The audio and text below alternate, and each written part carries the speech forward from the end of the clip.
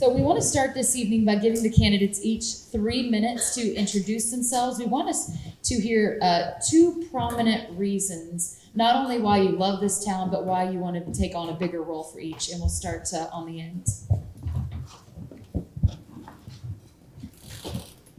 I'm Shannon Baxter, and I moved down here almost 12 years ago, 9 months pregnant. And I was really excited because everyone that I had met in the short time that I had been looking in Zebulon was wonderful.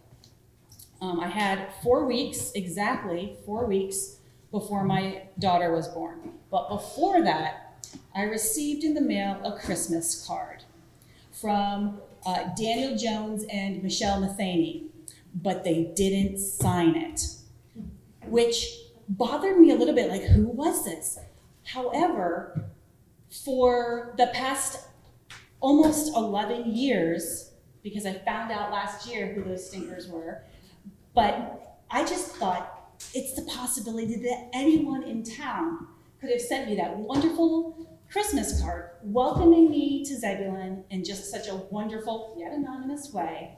So it was lovely to kind of just think that the whole town had kind of welcomed my family.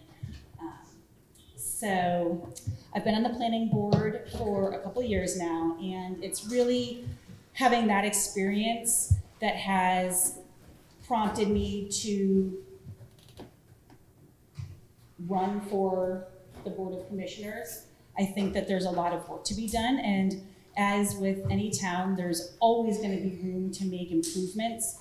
And so I'm coming with some ideas and suggestions that I've heard from folks along the way that I think make a lot of sense. And I really look forward to being able to talk to you about why I'm running and why I think it's important for a younger voice. Ms. Shannon Baxter, thank you. Don Baumgartner. Good evening out there, all you friends and loved ones. I believe I've known about everybody in this room now for about as long as I've ever been here, which has been 47 years. That's a long time, guys. 1969 or 70, 71 is when I moved to Zebulon. I worked for Lowe's companies for almost 30 years, 10 years in Raleigh, 10 years in Cary, and the last 10 years here in the great town of Zebulon. I always start my speech in front of someone by saying, isn't it a great day to be alive in Zebulon? Well, it is a great day to be alive in Zebulon. There's no question about that. Most of you, again, have known me for quite some time. I'm going to speak just a little bit differently tonight. Most politicians will tell you that the first thing they've ever learned is they don't have an agenda. Well, I have an agenda. I have 24 years on the board that I have served, and I'd like to serve a few more years. I think that there's still some things that I have got started that I would like to pick up and finish. A couple of those maybe I can talk about tonight. There, as I said earlier in one of our meet and greet gatherings at the chamber, you've got 6 candidates here who are probably the best 6 candidates that we've had in the town of Zebulon for many, many years. I'm proud to be one of them. I'm proud to have served your fine town here. There's many, many things that I love about Zebulon. It's got to be the small town atmosphere. It's got to be the fact that we have people here who care. That may have been one of my points that I tried to make in our last election, was the fact that I care for Zebulon, and I still do, and I will continue to do that for as long as I can serve you folks. And that's the whole point of the matter, is me serving you. Thank you very much. Mr. Don Bumgarner, now Mr. Sam Hayes. Hello there again. For those who don't know me, I am Sam Hayes, and I want to tell you how I was introduced to Zebulon. If many of you probably, and some of the new ones won't remember Gil Buick, I bought a 1992 Catalina, came in 92, and I had no idea where Zebulon was till I bought that car, and I thought, what a cool town. What was even cooler though, I would end up meeting my fiance from the same small town a month later, saying, hey, do you ever heard of Zebulon? And we had our first date, and then we went to Mudcat games, and I had a blast, and she became my wife in 1993. And as they always say, maiden names never leave, so a lot of you probably actually know me as Sherry Horton's husband or Donald and Jerry Ann Horton's son-in-law. But from that point on, we moved. I've always been part of Zebulon and visiting, coming to the church. I was married in the church. And in 2010, we decided to move to Zebulon because we wanted our family to grow up in this environment. And we have been happy, thrilled for that decision for all our lives. A lot of you ask, why would you want to run? Well, first of all, Zebulon's been very kind to me. As an outsider coming in, it did not treat me like an outsider. And through the years we've lived here, there's been a lot of caring for my family, and we had gone through some issues, and it was the people of Zebulon who helped us. And I just want to say, how do I thank that? And I thought, offering my service. And I love this quote from Senator Robert Kennedy. The purpose of life is to contribute in some way to make things better. And my goal is to make things better in Zebulon. There's been a lot of good work, a lot of efforts, but there's a lot more to do. As my background as a project manager professionally, my work with volunteer groups, my educational background, I think I can help in that aspect. I want to bring fresh new ideas. Try to look outside the box. I am not a politician. I've served on the planning board, and that's the only government experience I have, but it was very fun, enjoyable, and seeing what was happening. And I'd like to continue to help that. My goal is to prove I'm worthy of your vote, and that my goal is only to do what is for the best for the people of Zebulon and see us move forward as we have great growth coming ahead. Thank you very much. Mr. Sam Hayes will now go to Mr. Larry Lux. Well, good evening, and thank you for coming tonight. I kind of wish we had 150 people here, but we have important people sitting out here. My name is Larry Laux, and I've been in town 36 years now. Been married 29, and all of my children have paws, as they say. Denise and I don't have any children, but I have coached in the youth league, both basketball and baseball. I've been treasurer of the elementary PTA, which is a little unusual. We don't have any children. I do hold 3 business degrees. I have taught college classes on 3 campuses over about 25 years. I'm actually celebrating 27 years with the UNC system today, where I'm the Assistant State Director of the Small Business and Technology Development Center, which is a mouthful. And ironically, I manage a $12 million budget, almost equivalent to the budget of Zebulon. I don't like to be called a politician. I prefer to be called a civic leader. And I think one of the things I bring to this job is I have an immense business background, and have probably started close to 60 businesses myself, working with the SBTDC. And I think I can help in a lot of ways. I've been on the Board of Adjustments for 29 years, and 25 of those as chairman, and I want to be involved with the community. I have a very busy life, but I have time for Zebulon. When I moved here in ¡83, I figured I'd be here 2 years and be back at corporate headquarters in Michigan, and I kind of fell in love with North Carolina.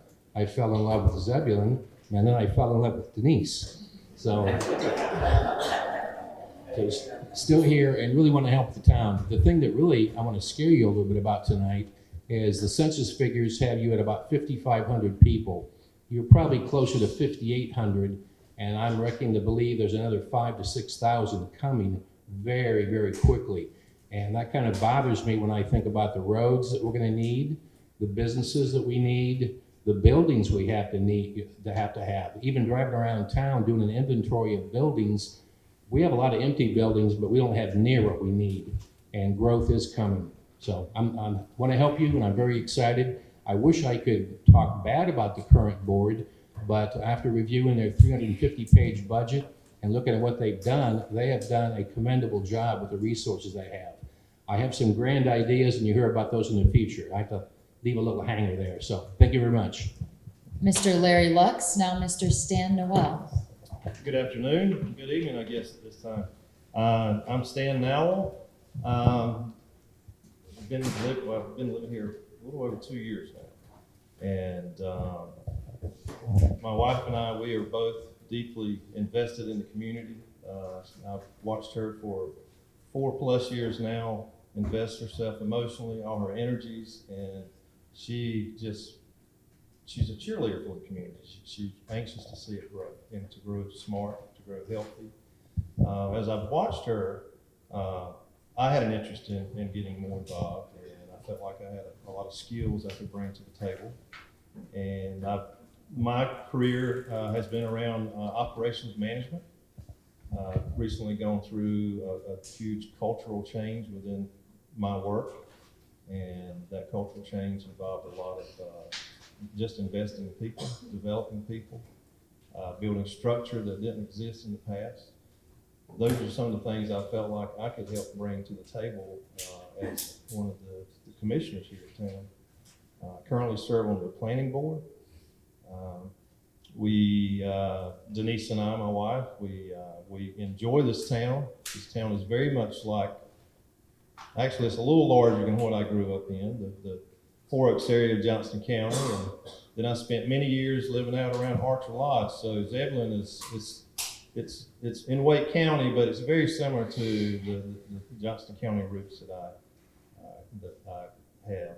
And so I'm looking forward to moving maybe from where I'm currently at on the planning board to filling a seat as one of our town commissioners. So just excited about the next few weeks and the things that are going to happen. Mr. Stan Nowell, did I get that correct this time? You did. Okay, good deal. And we're going to move on to our final candidate to this evening with introductions with Mr. Glenn York. Good evening. Is this thing? When your name starts with York, and it's a Y, you're always the last one on every list for some reason. And fortunately tonight I'm next to the door, so I can get out of here. I guess it all started a block away. I grew up 1 block from here on West Horton Street 66 years ago. So my dad bought the house from the former mayor, Mr. Bridges, Mr. Linda Johnson's father, and that's where I grew up. And as Ms. Robinson would say, we grew up on the same side of the tracks, this side. When I left this community after I graduated from high school, I vowed I'd never come back to this one-horse town again. The only thing was here was tobacco fields and farming, and I just won't quite cut out for farming. I tried it, but I guess physically I couldn't handle it. So I had to get away. I had to find other avenues. But after retiring from the Department of Public Safety, 31 years, I guess it's always something that lures you back home. Never really lost contact with home. My mom and dad was always involved in local politics, and they made sure wherever I was, in college or whatever, come home to vote. Didn't know who I was voting for, but they say vote for this person, vote for that person. So I always voted for whoever they say vote for. I don't know if that's good or bad. But anyway, the town has really grown. It has a small town charm, which I think attracts folks. We see what happened to Cary. We see what's happening to Wake Forest. We see places like Capitol Boulevard that I vow never to drive on at any time of the day. So we have those examples to kind of steer us in a direction that we would want to go in. as someone told me, the frontier is finally been discovered and the wagons are coming. So how do we get ready for that? Thank you. Mr. Glenn York. So everyone has had an opportunity to introduce themselves. I know Mr. York had touched a little bit upon that voting. In the last election, the Zebulon Women's Club report only 250 people came out to cast their ballots among a city of just under 6,000. So you can kind of do the math on the percentage. So thank you everyone for being here tonight. For those of you tuning in at home, thank you. We're going to start the question portion of this. And Ms. Baxter, we will start with you. You will have 3 minutes to answer this first question. Again, green means go, yellow means 30 seconds, red means your time has ended.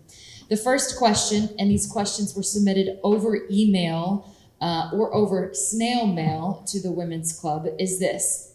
People choose to become involved in public office for a variety of reasons. The most common reason being that they want to serve their community.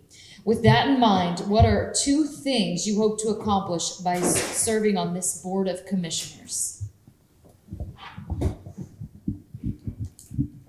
Wow, it's always so much fun going first when you don't know what the questions are. But that's an easy answer for me. I think that one of the 2 biggest things that I would love to see happen is for everyone in town to feel like we've got a more transparent town government. And I don't think that no one that I've met is dealing in opacity, but I think revamping our online presence would do a lot to be able to inform people about where the town is headed, what we're doing, where we're going, how we're planning on getting there. Certainly our website needs to be a little bit more intuitive and user-friendly, and I think that moving to get that accomplished would actually help a lot of other issues fall into place because people would know how to come to the town with their concerns. As for a second thing that I would love to see happen, more managed growth. And fortunately, I've been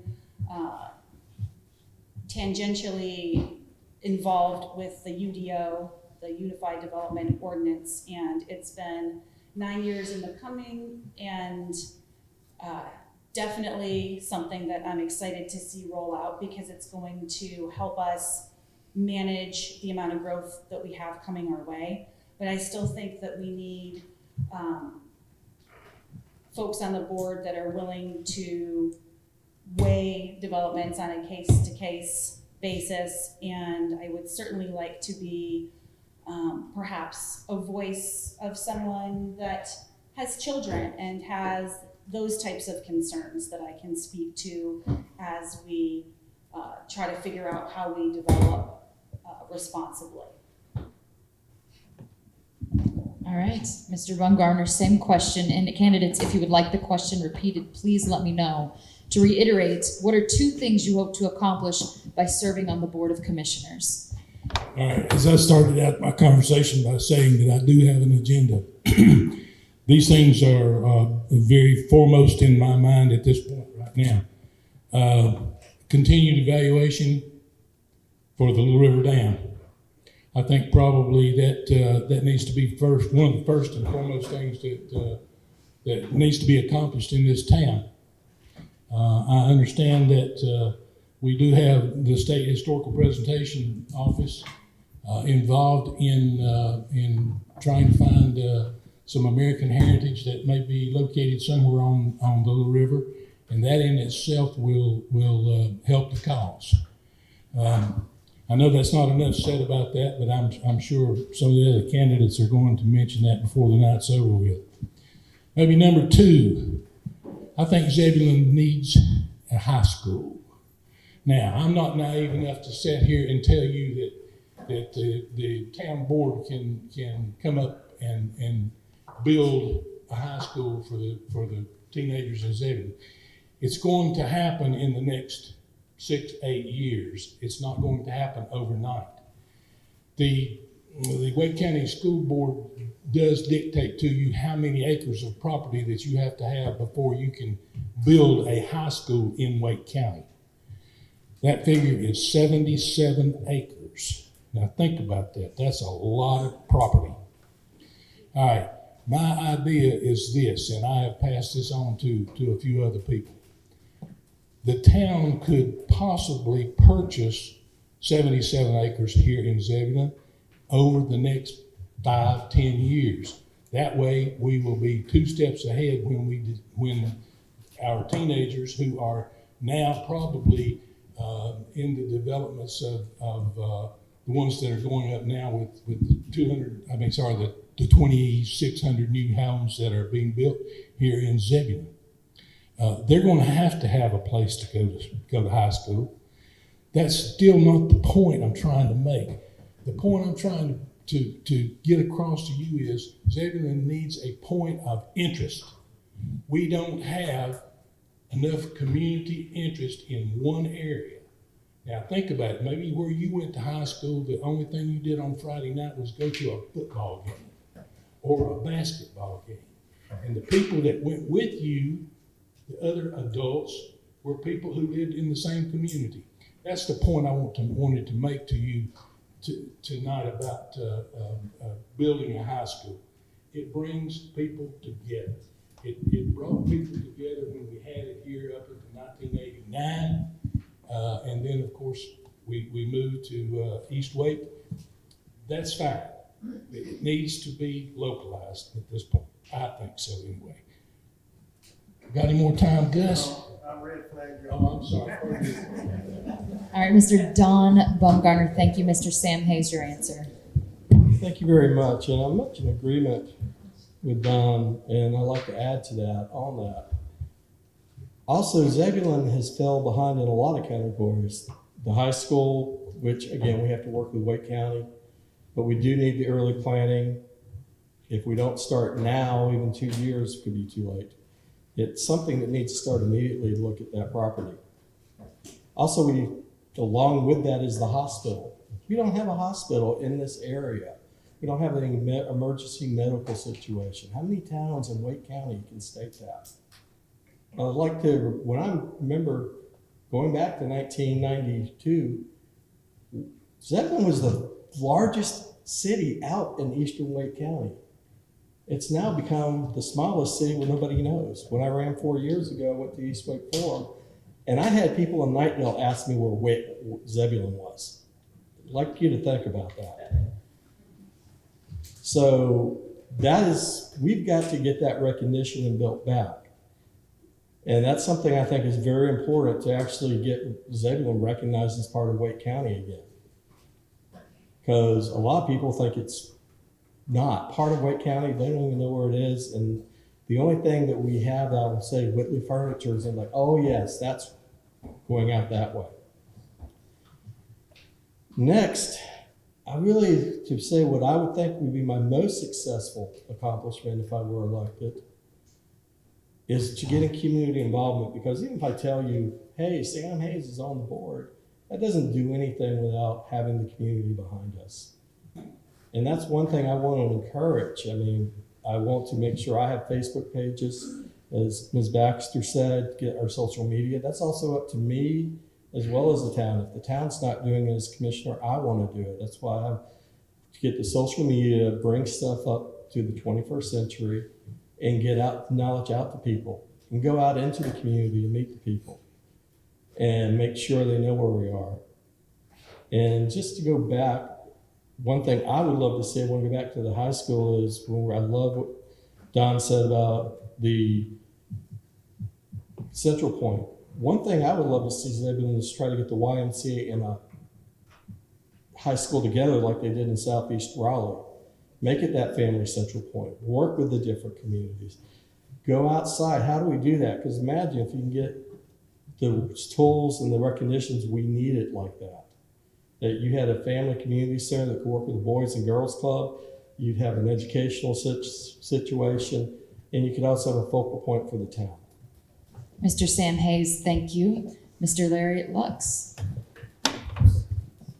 It's going to be hard to do 2 items when you're a candidate, and I already have a to-do list that fills an 8.5 by 11 sheet of paper.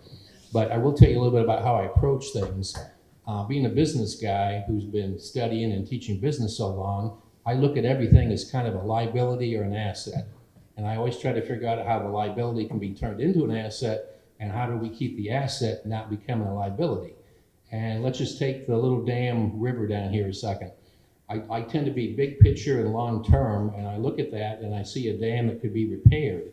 But I also see a park that could be further developed, could actually be possibly what's referred to as a blueway that has connected the entire waterway. And maybe on weekends I drive by there and see a kayak and canoe rental business that runs. I maybe see some food trucks. And as I jokingly tell somebody, maybe a damn picnic there once a year, where we all get together and use it as a focal point. And then on the smaller scale, I tell the story about when I got out of college and moved to Jackson, Michigan. The first person that came to my apartment was a thing called the welcome wagon, and they practically hugged me. They told me how to register to vote, how to transfer my car license plate, gave me coupons, told me how to get a library card. When they left my apartment, I felt like I was a citizen of Jackson, Michigan.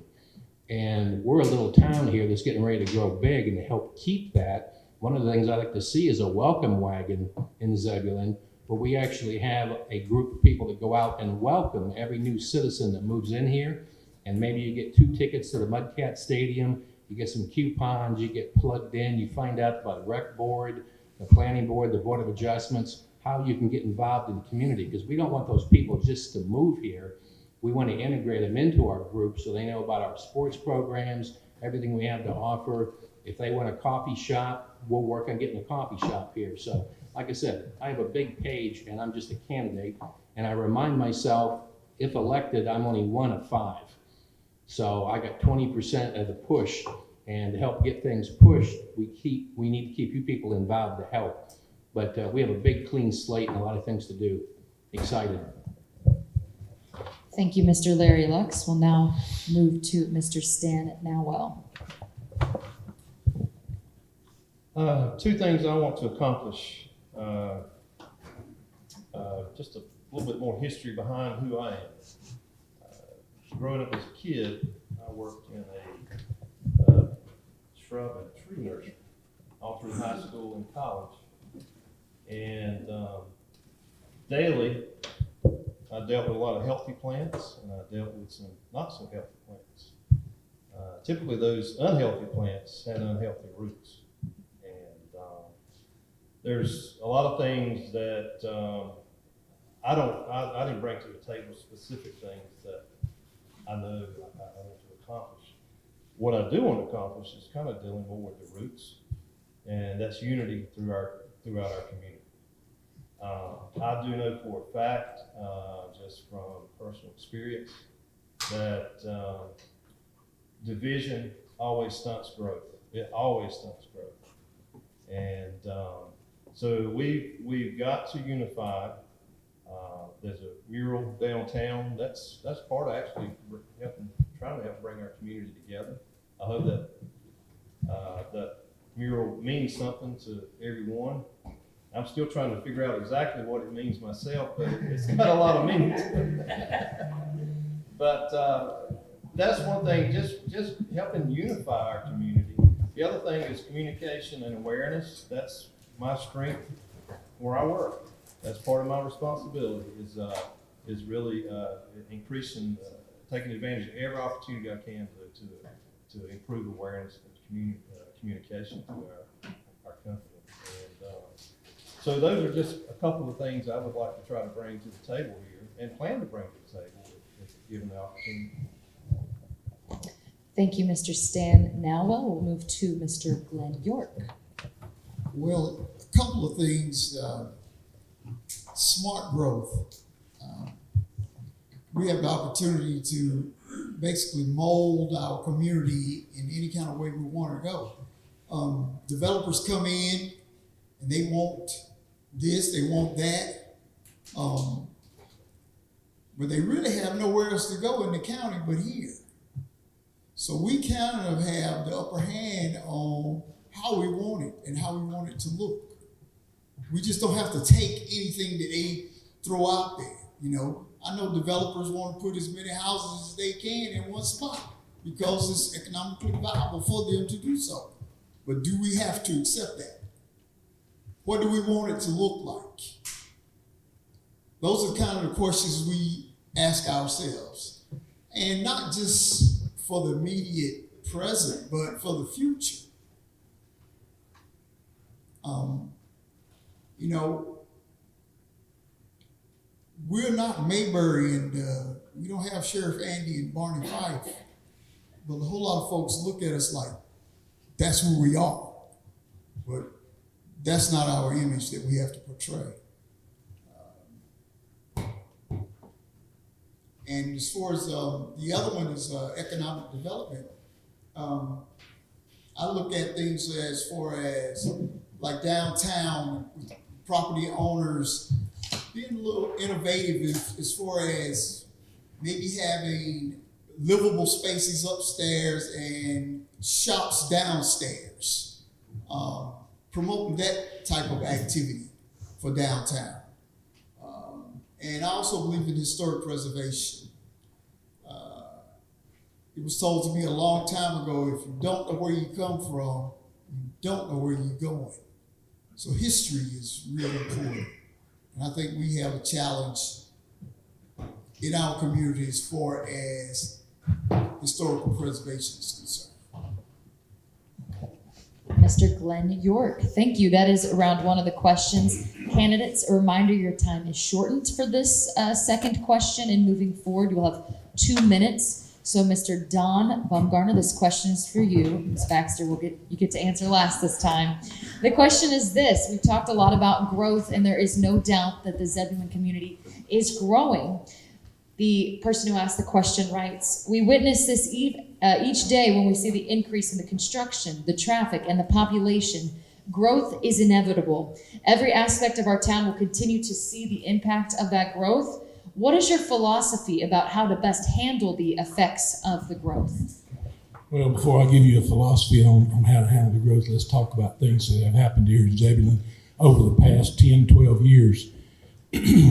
People have come up to me, being on the board so many times, and look, when are we going to have some housing come into Zebulon? When are we going to have people here enough to warrant a nice, big, fine restaurant? When is this going to happen? Well, it's finally happening, folks. We're sitting here on a well, for lack of a better term, a time bomb that's going to blow up on us, and that's part of this question that has been asked to us. How are we going to handle this? How are we going to handle the traffic? This is a major concern of the board that is thinking about the situation with the northern entrance, northern gateway into Zebulon, out there at the Wakefield area. It's growing so fast, and it's going to have, well, it's not going to have, it has now enough traffic on it to where people are fussing about, don't bring any more houses into Zebulon, we don't need any more. We can't travel now. Friday afternoon at 96 and Arundel Avenue down there, you can't get through there. You just can't get through. It's a 30-minute wait. I'm sorry it is, but you know, it's back to the old adage of you know, be careful what you wish for, because if it comes, you're going to be in trouble. Sorry. I still got more time. Philosophy. I wish things were different.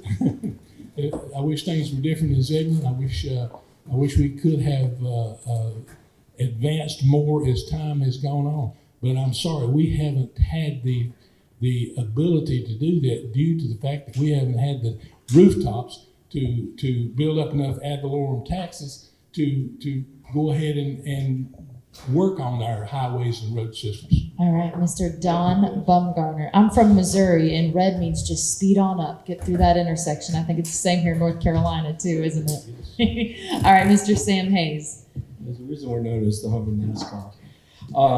So my philosophy, and when I ran 4 years ago, I'm seeing what I was hoping to prevent. I was saying, there's two options. We either let growth manage us or we manage the growth.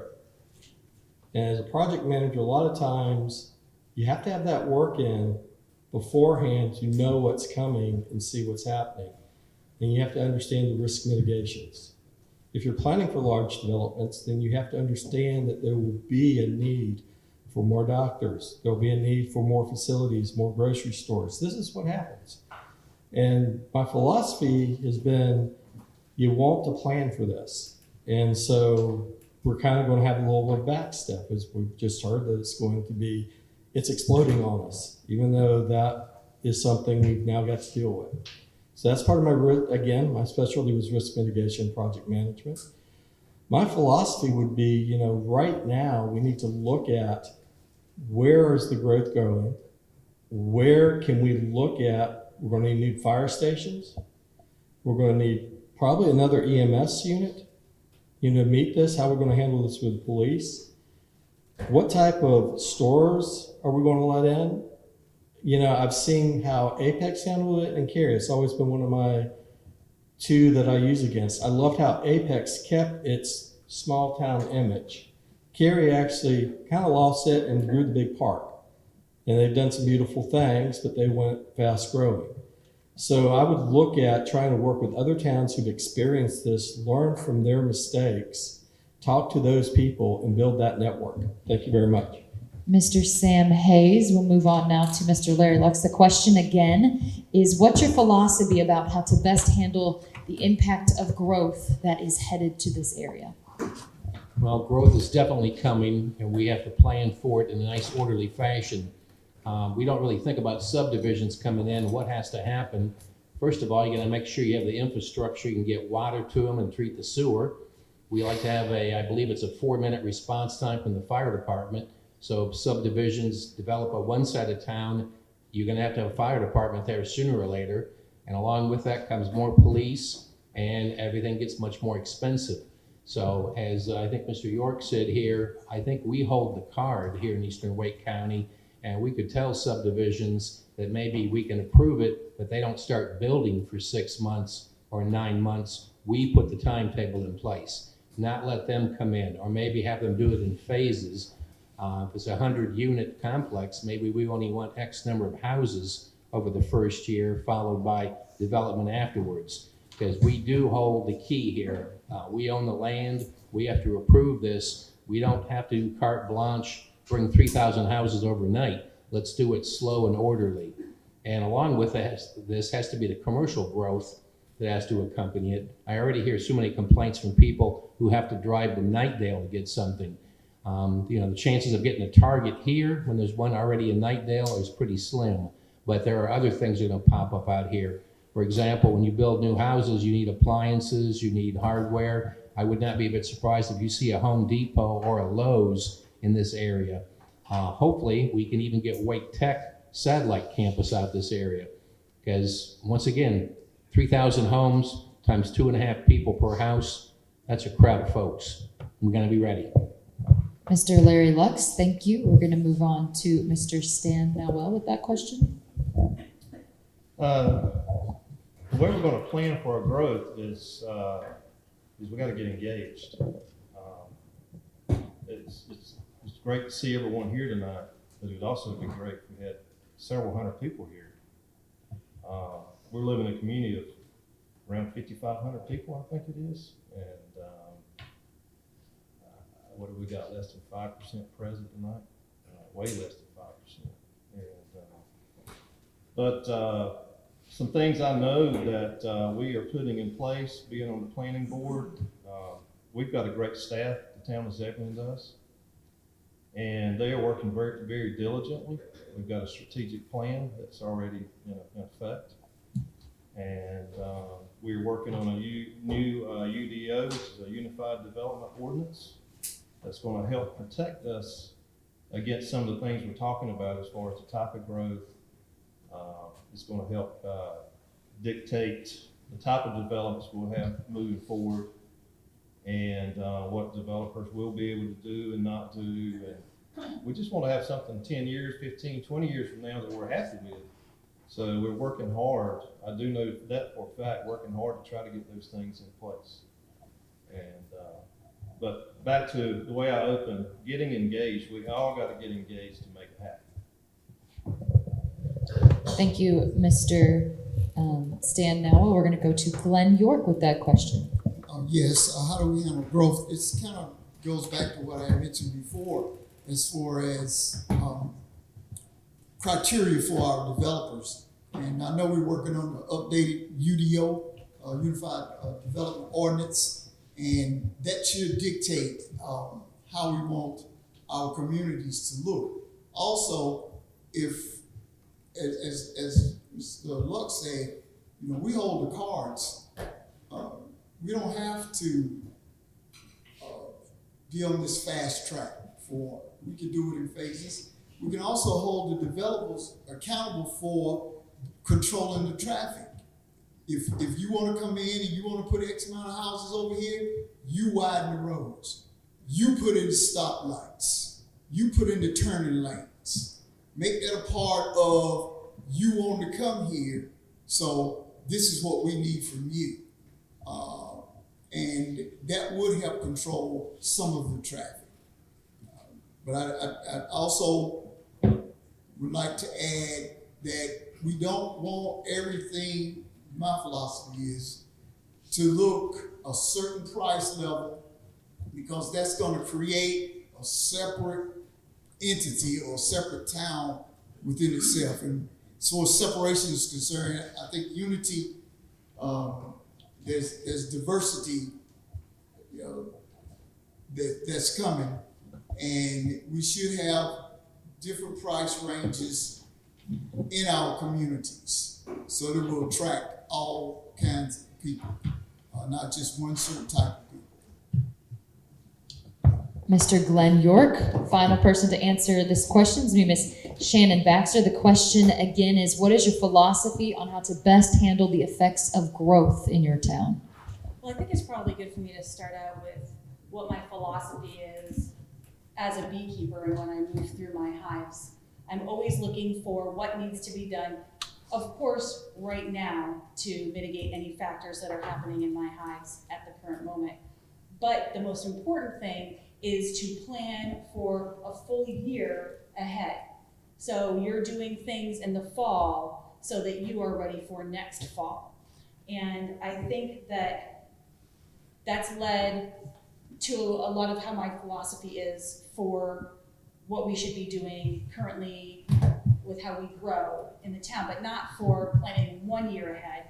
We need to plan for what this town is going to look like 35, 40 years from now, and we need to make those decisions today. We need to set aside land for town growth, green space, for a historical district. We need to make those designations now so that they can be protected.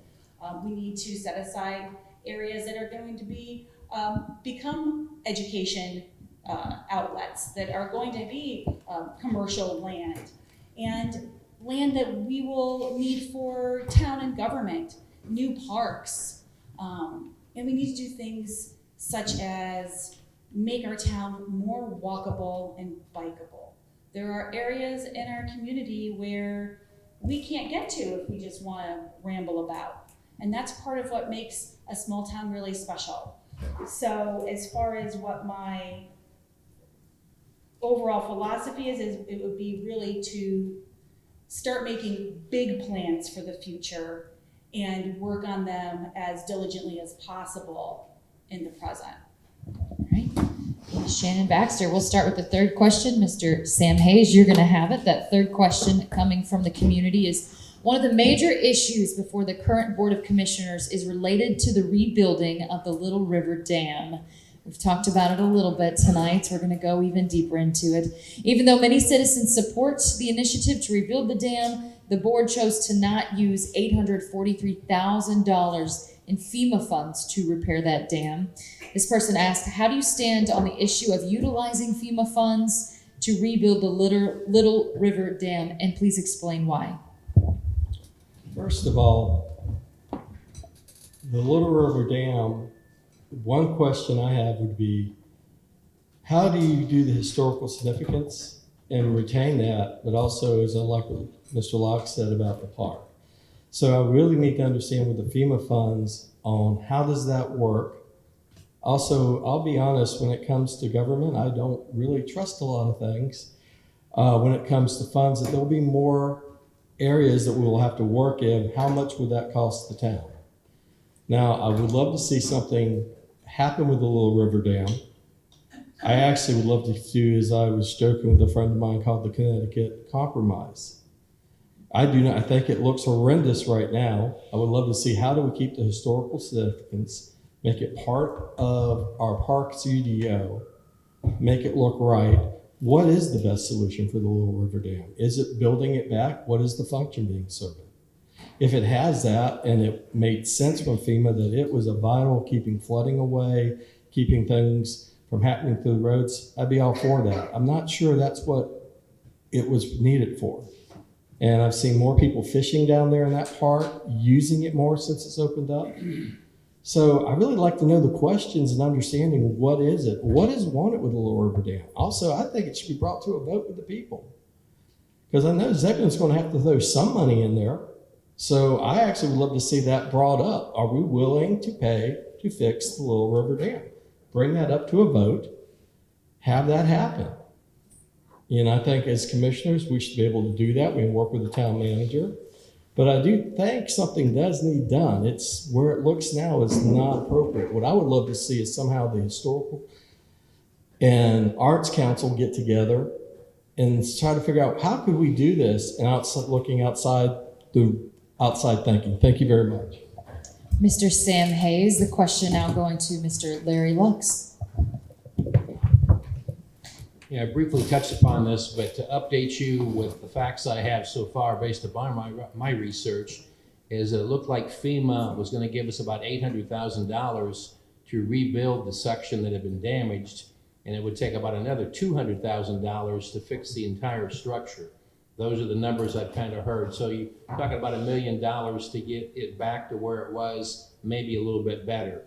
But being somebody who looks big picture and looks out, that gets us right back to where we were. Where are we taking that park? And once again, like I said, I would love to see a blue way. I'd like to see it connected. I'd like to have that whole waterway, maybe even have a walkway, greenway next to it. I think there's a lot of things we could do, not just by ourselves, but with Wake County being involved in this too.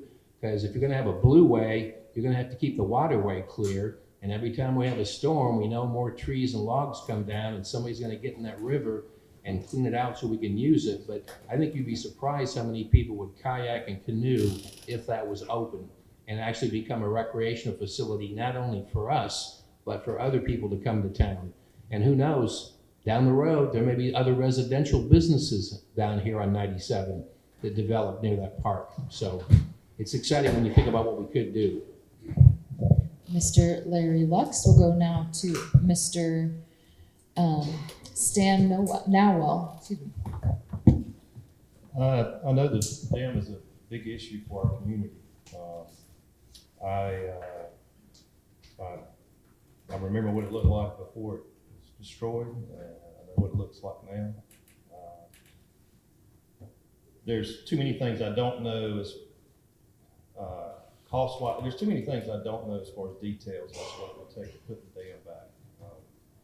And that's just because of where I'm at right now. I'm not in a place yet connected with the town to know all those details. What I don't want us to forget is memories. My family, every family in here probably has a beach they like to go to. My family, our beach was Surf City, and we spent many hours and days around Barnacle Bills and Paradise Pier. And my dad loved to fish those piers, and those piers don't exist anymore. They were destroyed by hurricanes. Have I ever felt that they should be rebuilt? Probably not with the Atlantic Ocean. Probably not. But what I don't want to forget though is the fond memories. Some of the the best memories I've had with my dad is years and years, times we spent on these piers. Sometimes freezing to death at night while he fished. He loves, and he still loves to fish. And there's just a lot of memories. I don't know the future of the dam, but there's a lot of memories here in this room that we all need to hold on to.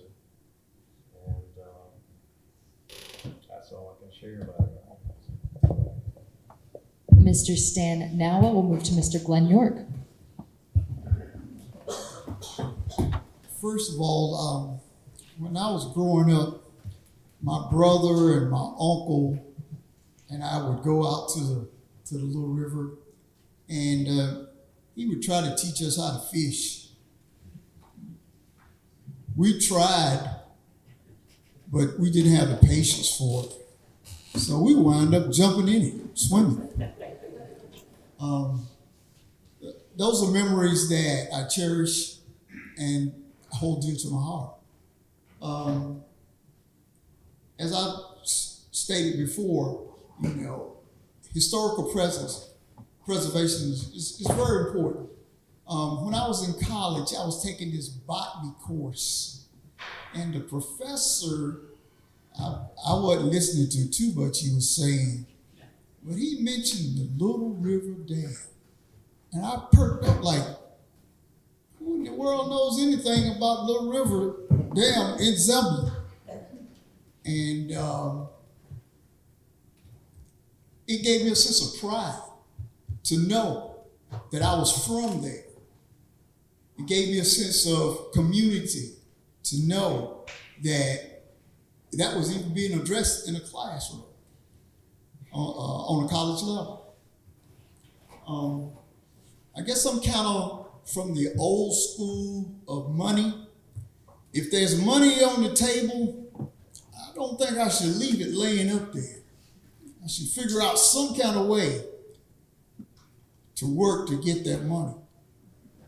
I know that some places, it's almost like a golf course. When some communities have golf courses don't make no money, but it attracts people from other communities and other areas.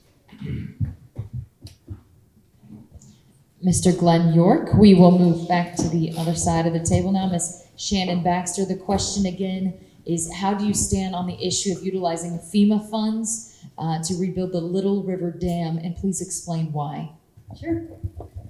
So, one of the biggest board meetings, attendance-wise, that I've been to was the board meeting that was addressing the Little River Dam. And people were very passionate because this is the town that they grew up in, and they held memories so dear. I have different memories, but I still hold them dear. One of them happens to be of the ridiculously hot metal slide that my children made me slide down many times, but I loved it. I love that park, and I still have a little place in my heart for it.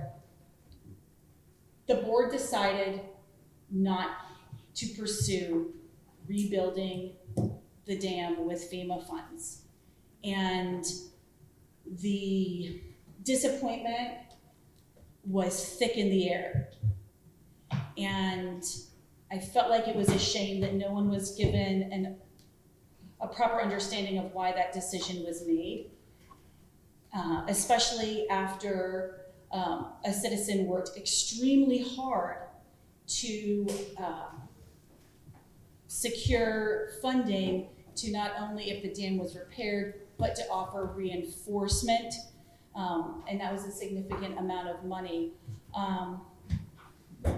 I don't know where that currently stands, but what I do know is that we have a great opportunity to make that park into something really awesome, and it might not be a park with a dam, but it will be a damn fine park when we get done with it.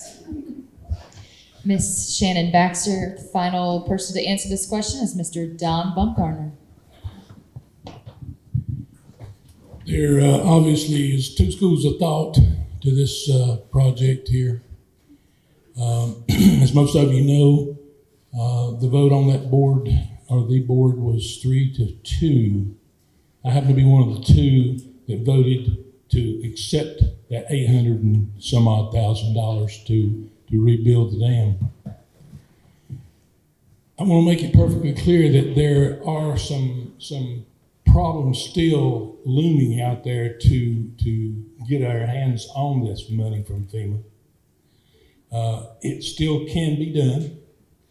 There are other factors involved here now. Just to mention a few that has gone on. To start with, nobody knew who the dam belonged to, whether it belonged to the city of Raleigh or whether it belonged to the town of Cary. That has been settled. It does belong to the town of Cary. I'm sorry, it belongs to the town of Zebulon. I had Cary on my mind. The reason I had Cary on my mind, I belong to a organization called CAMPO. It's Capital Area Metropolitan Planning Organization. And in that organization, there are 12 mayors involved, all of the 12 municipalities in Wake County. I don't think there's a single one of them that hasn't asked me, knowing that I'm from Zebulon, well, when are y'all going to rebuild your dam down there? You know, that was the prettiest, cutest little dam that ever was. You know, I remember that from years and years going by. Every time I went to Zebulon, I looked forward to seeing the little dam. Yeah, sorry, I don't have the answer for you, but it's an iconic area or iconic structure. And again, I'm through, aren't I? Time flies when you're having fun, doesn't it? All right, Mr. Don Bumgarner. Sorry. Question 3, we'll start with Mr. Larry Lux. The question coming in from the community, again, these questions were submitted over snail mail or email. The question is this: it's vital to any community to have informed citizens. Attending board meetings is not always a viable way to receive information. This person writes, we aren't always privy to the topics and information discussed in those planning meetings. Current methods of communication seem to be ineffective. What would you recommend as a means of communication to keep citizens informed, and how do you propose to make yourself available to find out how the citizens of Zebulon feel beforehand about issues rather than simply voting yes or no? That's a great question. I thought I was going to get a nasty one. First of all, how many people here know that the town meetings are on YouTube? They're recorded and you can actually go watch them. I got maybe a dozen hands. I actually just found that out about 4 months ago myself. The Board of Adjustments meetings, those meetings are on there, but they are slow and they're tedious, and you're probably not going to want to sit there and watch the whole thing. I think the town could do some things. Social media is sometimes not the best place to discuss things. We've all seen everything between family fights and business fights, etc. But I think if the town could push information out on a very regular basis and update you on what's going on, whether it be public safety, transportation, things that were decided at the meeting, so information is given out. Another thing I love to see that organizations don't like to do is on a website, and this is kind of dangerous to do, but on that website at the bottom, you have a little area where you could submit a complaint or a question. And I know somebody on the town staff would have to deal with those on a daily basis, but if your neighbor's grass is too tall, you're upset about traffic in some area, you want to know whether the East Wake Academy gets the police officer to direct traffic free, or do they pay for that? All kinds of little things come up. Running for office, when you go around and talk to people, I'm utterly amazed at what I've been asked that I don't know, that I've actually had to do some digging and talk to people. But I do think we could use the website to allow people to submit questions or complaints. I think we could push things out on social media and keep you apprised of what's going on. And like I said, the welcome wagon idea is another area where we could not only push things out, but actually ask people, what are some things you'd like to have when they just move here? Your first impressions. I think there's a lot we can do with that and do a better job. Mr. Larry Lux, we'll move to Mr. Stan Nowell. I truly believe that if any of us, I should say we, we want information. Sometimes we have to go look for it. And I want to fall back on what I said earlier about just getting engaged. We've got a 2030 strategic plan that went into place 2 years ago. And I've actually talked to a lot of people that's come up, and their thoughts are we're going to start working on things in 2030. But the truth is that went into effect in 2018, and we've already started working on those things. The plan is to have plan completed and things that we want in place by 2030. And I'm just using that as one example of there's a lot of things that are available that sometimes we've got to, it's just good to be proactive and go look for that information. Can we as a town do a better job in getting some of that information out? Absolutely, we can. And as already has been mentioned, there's all types of different sources that we can use. But getting engaged and asking questions, you'll be surprised what you will learn. And there's a lot of helpful information already floating around out there. That was Mr. Stan Nowell. We'll move now to Mr. Glenn York. Well, one of the ways of getting more information out, as it's been said before, is getting involved. I found that going to these different communities, different events, if we had more community events, that promotes community connectivity. I used to live in a little town called Morganton. They had something every week downtown. They block off a street and put up these bleachers, and they had music going. And I mean, and I only lived about a couple of blocks from downtown, so I walked. But I just got to meet so many different people and connect so many different people. It was just a sense of community. We, as a commissioner, I find that if I don't get out and disseminate factual information, you will hear all kinds of rumors, and some of it, these rumors, they take on legs of their own. Example: BB&T computer data center. When it was coming online, a lot of folks said, "Well, what is that thing? What is that thing?" The guy says, "Well, I know what it is. It's a place to hold Syrian refugees." I got information that says that that's what it's for. And, you know, wherever he got it from, I guess he felt like it was factual. But if we don't get out and disseminate facts, go to these homeowners association meetings, let folks know who I am, those kind of rumors tend to grow. Mr. Glenn York, we'll move now to Ms. Shannon Baxter. The question again is essentially, how can you keep the citizens informed? What lines of communication should you and the city utilize beforehand and before issues, to understand the issues rather than voting yes or no? Yeah, we have an awesome opportunity to really be able to engage our citizens more than we currently have been. And I think by utilizing our online platforms better, we can certainly do that. We absolutely need to update our calendar with links that might show agendas or minutes.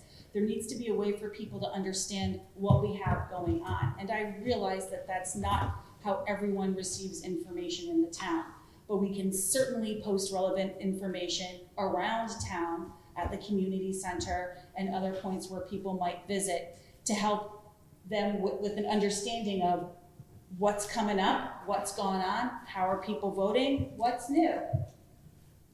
And certainly, community engagement through more events. I love a great community event. Night Out for Safety, I'm still a little bit sad that we're not going to be having it this year, because that was such a lovely way that brought everyone together. There were so many children out. There were so many parents engaging with other parents, meeting new people. There were church groups that were able to get their messages across. It was really very lovely. And while I think the welcome wagon is an amazing idea that's actually been knocking around in my head for a couple of weeks now, traditionally, it's my understanding that it's usually the Chamber of Commerce's baby that the town would support. And I hope that that would be something that Denise and her crew could pick up and run with going forward, because it really is an amazing way to get information out to people that are coming into our town and don't know what we're all about. Miss Shannon Baxter, now Mr. Don Bumgarner. Maybe I'll take a step backwards here for just a moment. I think everyone on this board has, or this group here has mentioned communication by email.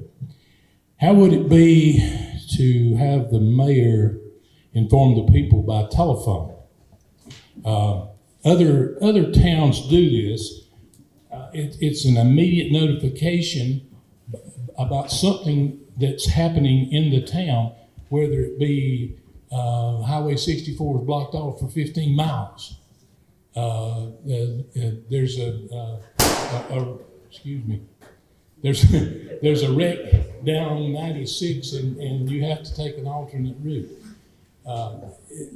The telephone system is set up to where the mayor or possibly the town manager could get on the telephone and call one number and get right into everyone who is signed up to have the information brought to them.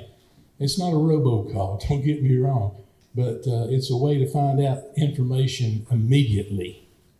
I think it's pretty good. Other towns do this, and I think it's a success there. So I would advocate now that we put something like this into action. Oh, you're not going to cut. You still have time there. I agree with Shannon as far as Zebulon Night Out is concerned.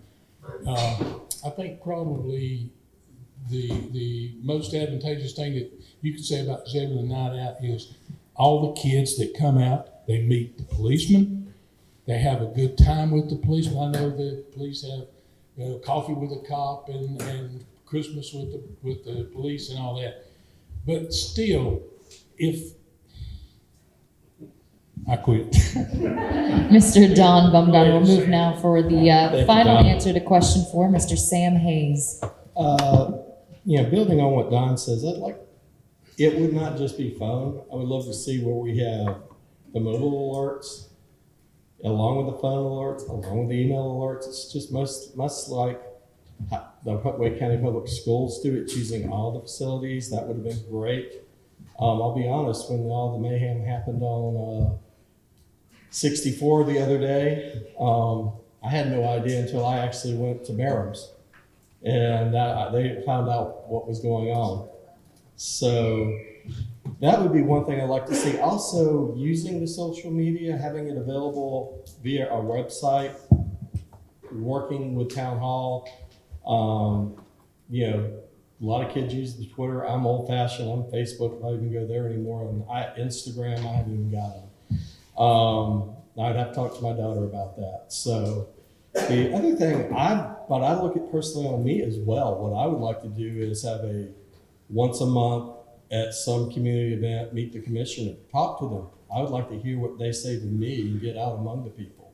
I plan on keeping my Facebook page up so people can contact me and say, hey, what about this? I know there's a lot of great information on the website, and I pointed people to that. Facebook's Zebulon Community page, I actually found out some stuff that I didn't even know about that people did, but they didn't know where to go, and I would put the links to the website for the town. And so that's one thing. I think it's a push me, pull me episode. that would like to get out there, so I'm available with people so they can talk to the commissioners or whatever, and also make sure I'm putting out information, just not a single way. Mr. Sam Hayes, we'll move on to question number 5, and we will start with Mr. Stan Noel. The question now is coming in from the community. Some people think that Zebulon needs to focus on providing more appealing activities and revitalizing the downtown community. It appears that neglect over the years has left the downtown in need of a progressive undertaking. Downtown needs to reflect the growth of the community, the person writes. What plans do you have in mind to help our downtown better reflect the growth and needs of our community?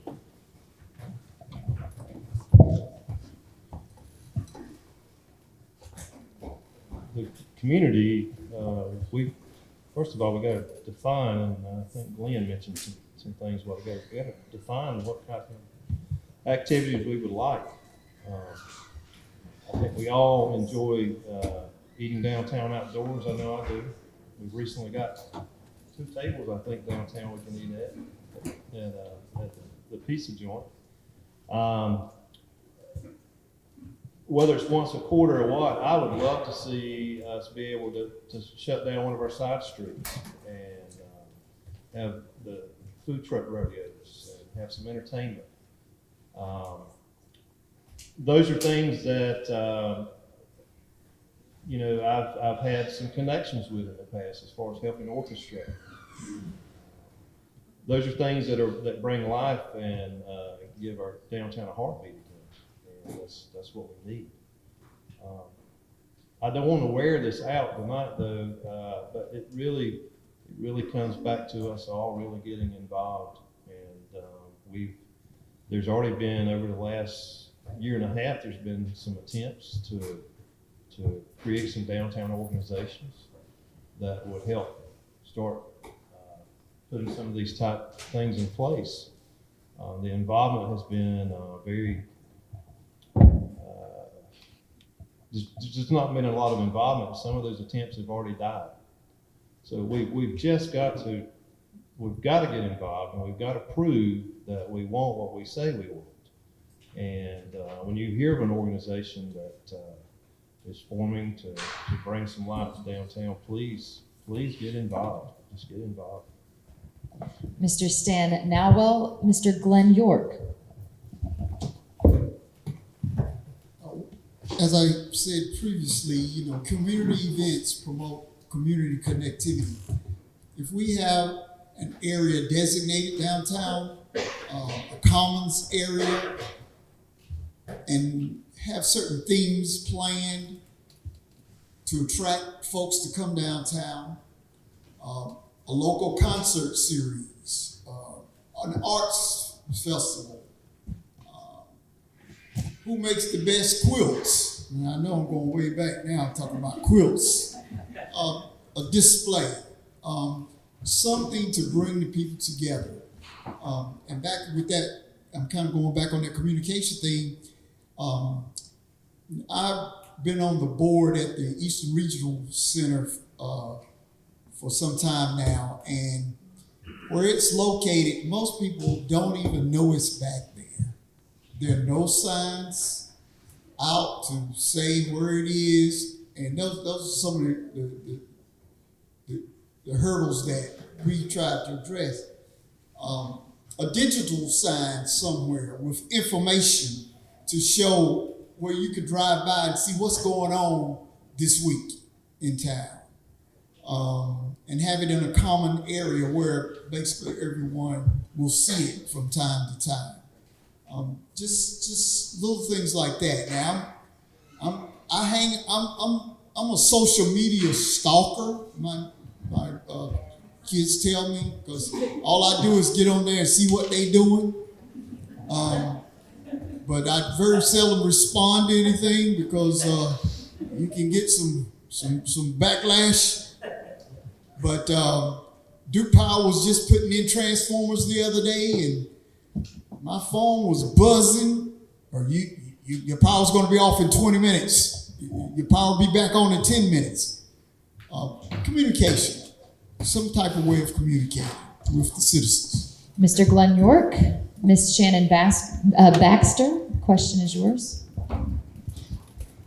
So, once upon a time, a few years ago, we had a couple of years of such a lovely Christmas event where folks strolled through the downtown and they visited all of the different businesses, and through that, they got a little stamp on their card, and we had carolers and hot chocolate, and what a lovely way to bring people downtown. But we also have to make our downtown more vibrant so that when there is not an event, which I'm all for events all the time, I love them, but if there's not an event, we need to really focus on how we're going to encourage current building owners to maintain their properties so that as they turn over and fall into the hands of some new wonderful business, they don't run into something like the bakery ran into, with the building being just too much repair work for them to be able to afford and open up a business. And that was sure sad to see that go.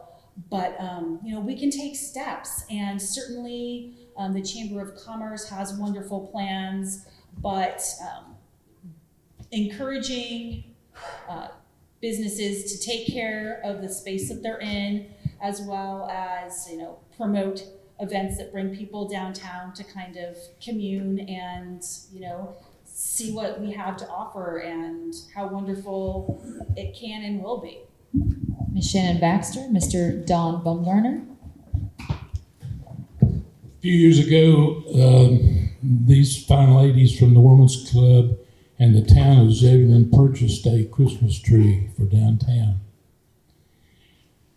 That, over the past couple of years, has been a very, very, and I use this term loosely, but interesting is really not the descriptive term that you want to use.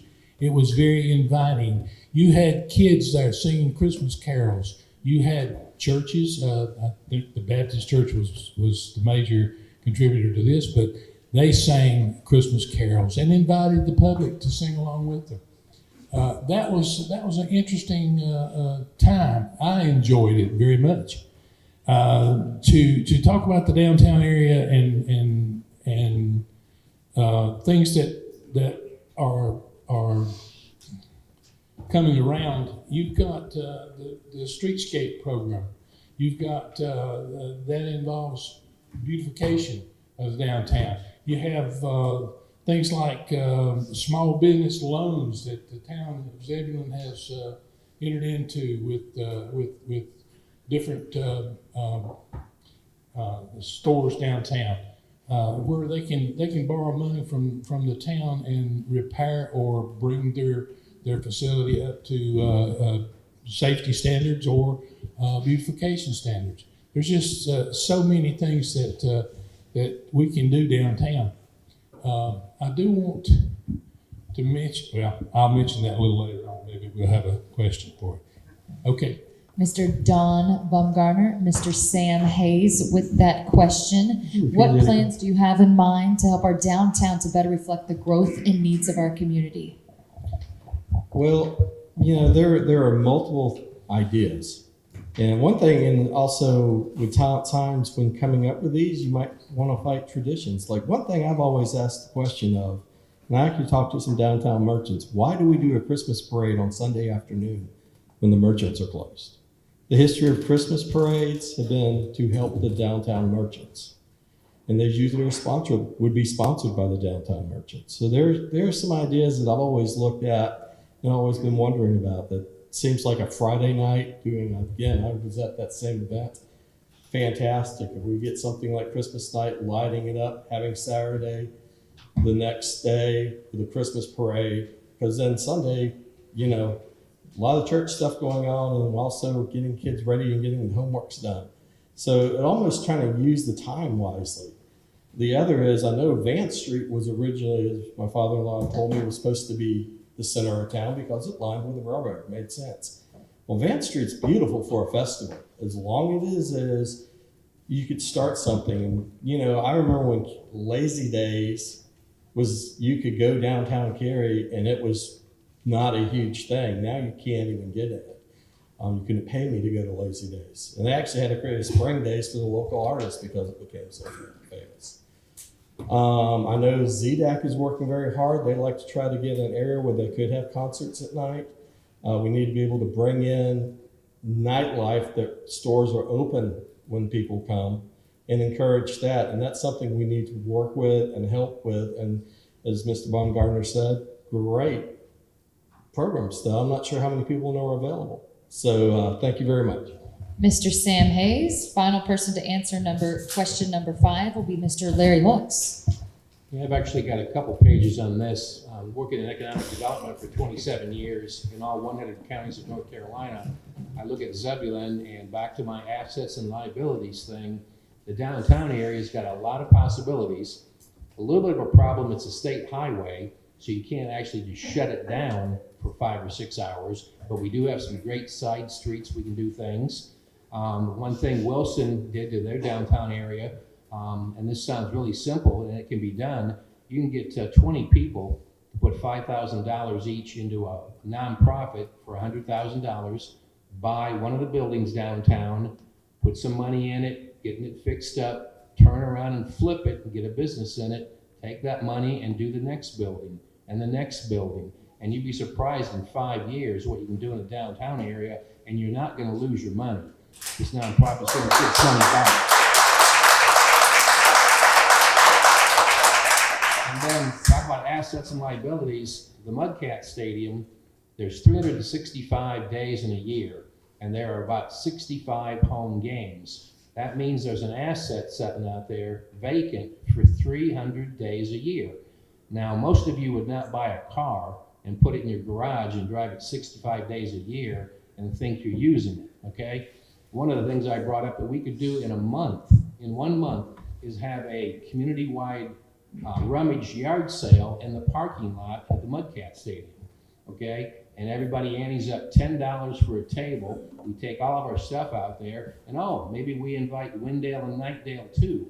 You could have a huge yard sale in one day, bring in some food trucks, and before you know it, you got a party, you get to clean the house out, and maybe we donate a bunch of the proceeds to charity.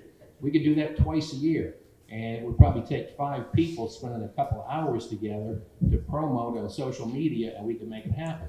We could have concerts at the stadium. I've got a red light, but I could go on this one for a long time. All right, Mr. Larry Lux with that answer there. The time now is 8:26. We do have 2 questions remaining, but in an effort to be a respecter of our audience's time, a respecter of our candidates' time, if it pleases the Women's Club, is it okay if we make it 1 minute for our final question? Are you fine with that? Okay, we will go ahead and do that. So you have 1 minute.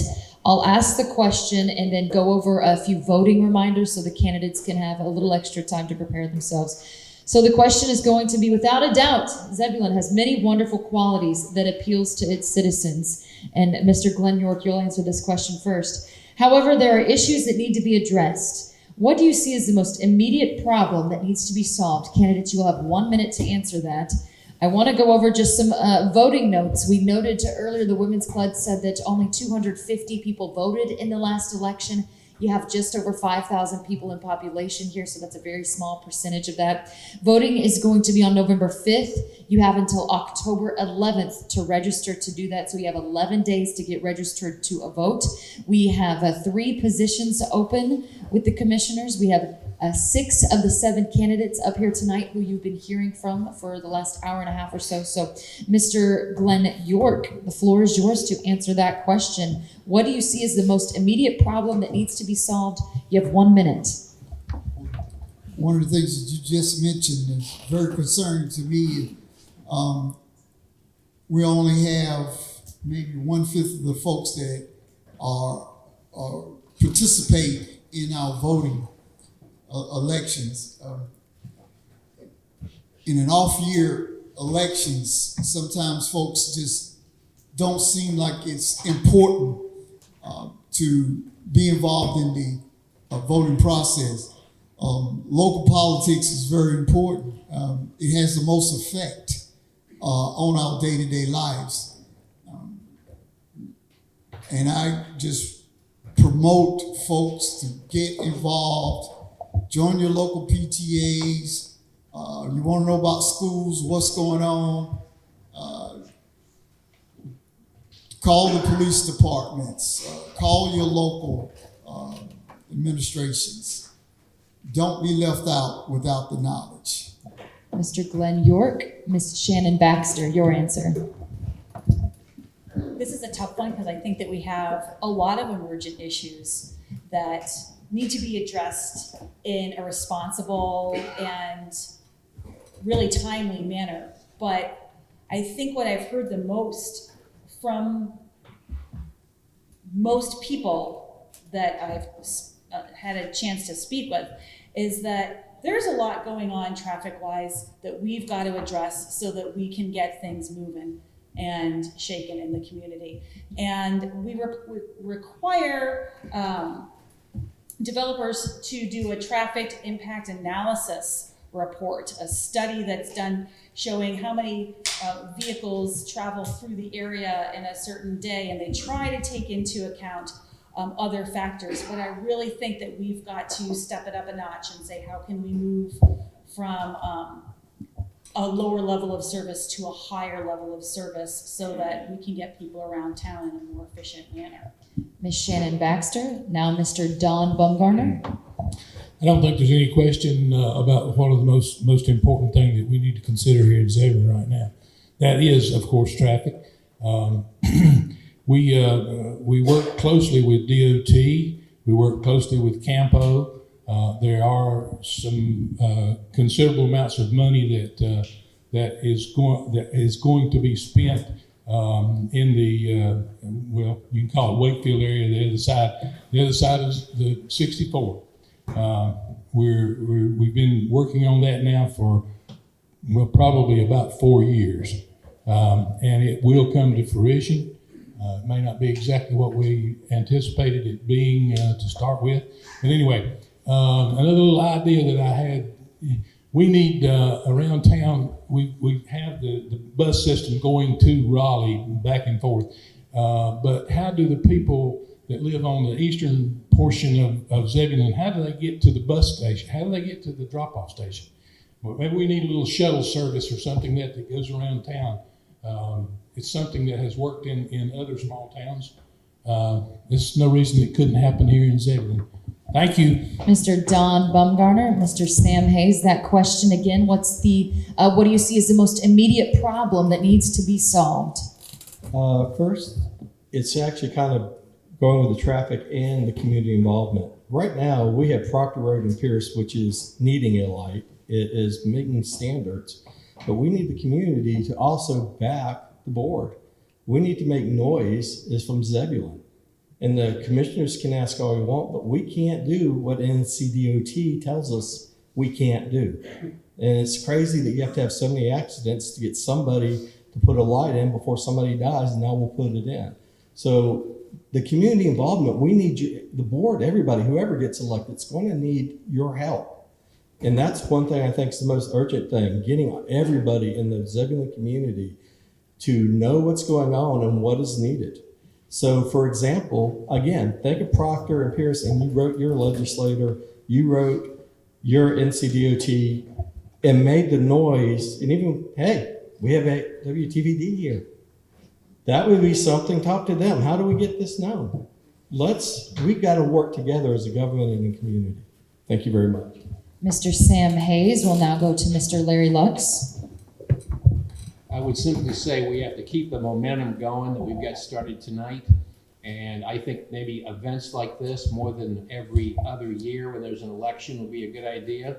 I would hope a year from now, with no election, there'd be a meeting like this where you get to talk to all the councilors and their commissioners and the mayor on what's going on, what's going to happen the next 6 months. You know, to actually have this only an election year kind of means we're asleep the other 2 years, because we don't all have time, we don't all go to the town board meetings, but I think the community should get together and get an update. Maybe we call it a State of the City address, where the mayor and councilmen just report on where we are, what we've accomplished, where are we in the strategic plan. I think it was brought off, our plan goes from 2018 to 2030. We've made a lot of progress.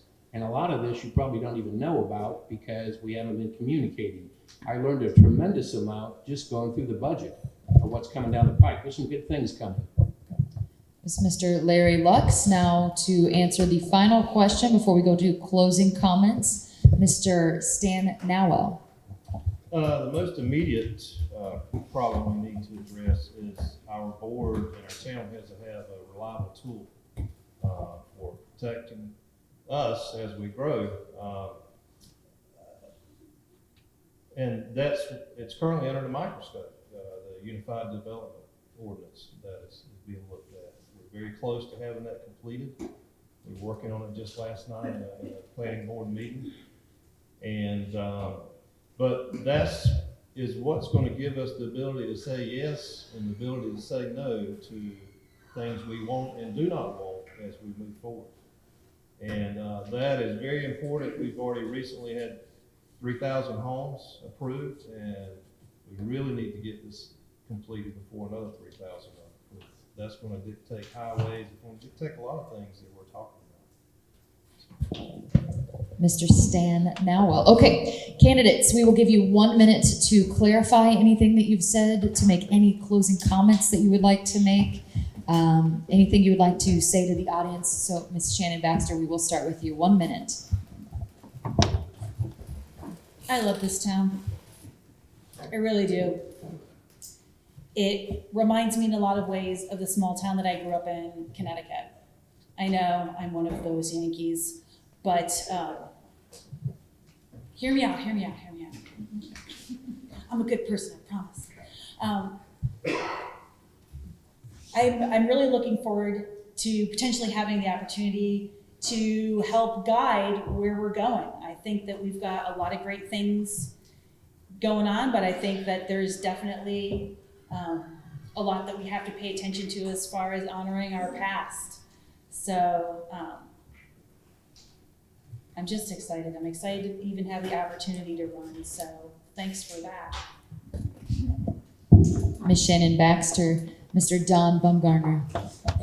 I don't think 1 minute probably is enough to even start to cover what we need to say here in the town of Zebulon. Things like Parks and Recreation Service, we need to expand on that. I want to come back to the main point that I made to start with as far as schools are concerned, and high school in particular. There has got to be some action taken. Again, my contention is that the town of Zebulon put back some money, have a line item in the next year's budget to start a fund to possibly purchase the 77 acres for the high school. I wish we had more time. There's so many things that we haven't talked about that need to be talked about. One more item downtown. Do you know, and I'm going to finish this, Gus, do you know how many handicapped parking places are in the downtown area of Zebulon? Does anybody know? Huh? 2. And they're at the end of the street. You think we don't need some help in downtown Zebulon and traffic concerns? I'll end it. All right, Mr. Don Bumgarner, Mr. Sam Hayes. First of all, I want to say that every one of these candidates loves Zebulon. They wouldn't be up here. So I think that is awesome. But throughout my career being in project management, I always followed Ronald Reagan's quote, "Don't be afraid to see what you see." And so I have to ask and look, and I've never been afraid to see what I see. I see a lot of work that needs done. I see a lot of planning ahead. And for example, as I told people, you know what? I may never see it in the completion if I get a term or two. That's all right, as long as I've done the planning, because in projects, nobody ever wants to do the planning. They don't want to do the work before. I know that well. I'm a project manager. They want to get right to work. But if we don't plan, we don't do it right now, it will not work. And I can speak from experience in successful projects, because I know I've been brought in to save many of them. And this is how I look at Zebulon as successful projects, and the people of Zebulon are my stakeholders. Mr. Sam Hayes, Mr. Larry Lux. I think all the candidates tonight have pretty much told you we have growth coming and have a lot of work to do. And I think everybody up here would do a great job on the board. I'm simply offering my skills and abilities to help the town the best I can. But one of the things about voting for me is I'm going to involve you, because this can't be done by just the town board itself. It's going to take all the citizens. And not to get corny, but if you read my yard signs that are popping up, I do say growing greater together, because I really mean we have to do this together as a group. Otherwise, the town is really going to change. 4 years from now, we may not know half the people that come to this meeting. So change is coming, and we got to stay on top of this, all of us. Mr. Larry Lux, Mr. Stan Nawa. I can't promise you anything. All I can do is ask you to please get involved. That's what we need. Our community, we've all got to get involved. We've got a common goal here, and that's to grow and to be proud of what, to be proud of our town as it grows. So just please get involved. Mr. Stan Nawa, Mr. Glenn York with the final comment. First, I'd like to thank the Zebulon Women's Club for sponsoring this forum tonight. Unity in diversity.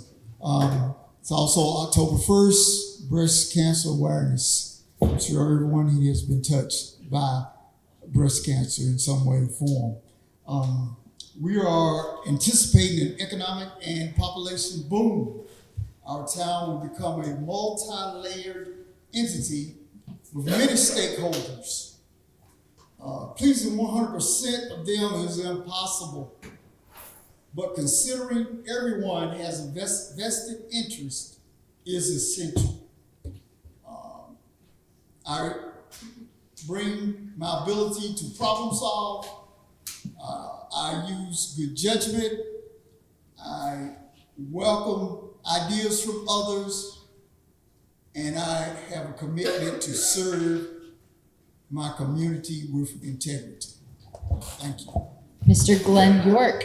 And that will conclude tonight's forum for the candidates.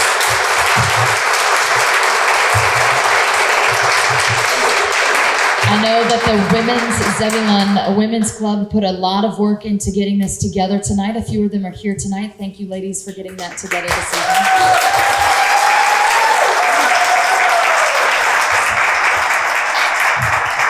Candidates, we want to thank you as well for taking time out of your schedule to come up here and address questions coming in from the community.